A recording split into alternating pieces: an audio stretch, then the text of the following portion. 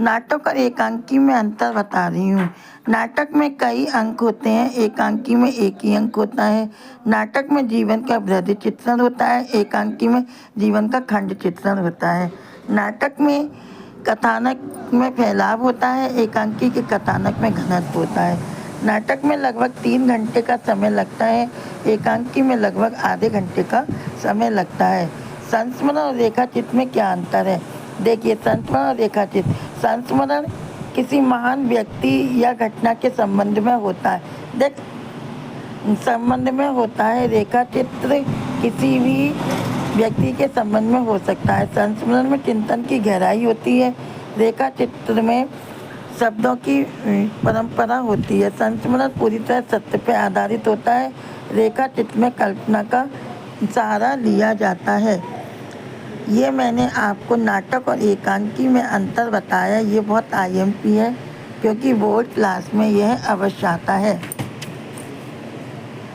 और इसका आपको 2 नंबर मिलेंगे। दोबारा से आप देखो कि नाटक में कई अंक होते हैं, एकांकी में एक ही अंक होता है। नाटक में जीवन का वृहद चित्रण होता है, वृहद माने बड़ा, और एकांकी में जीवन का खंड चित्रण होता है। नाटक के कथानक में फैलाव होता है, एकांकी के कथानक में घनत्व होता है। नाटक में लगभग 3 घंटे का समय लगता है, एकांकी में लगभग आधे घंटे का समय लगता है। ये आपको याद रहेगा। और संस्मरण क्या होता है कि हम किसी चीज़ को पुनः याद करते हैं, और एकाचित होता है कि किसी का हमको बायोडाटा या डायग्राम बना देना। तो इसके पॉइंट देखो। संस्मरण किसी महान व्यक्ति या घटना के संबंध में होता है, रेखाचित्र किसी भी व्यक्ति विशेष के बारे में होता है। संस्मरण में चिंतन की गहराई होती है, और रेखाचित्र में शब्द चित्रों का महत्व होता है। संस्मरण पूरी तरह सत्य पर आधारित होते हैं, रेखा चित्र में कल्पना का सहारा लिया जाता है। ये क्वेश्चन में ये भी आ सकता है कि चिंतन की गहराई किस में रहती है, तो संस्मरण में रहती है। सत्य पे आधारित क्या होता है? संस्मरण होता है। झूठ पे आधारित क्या होता है? रेखा चित्र होते हैं।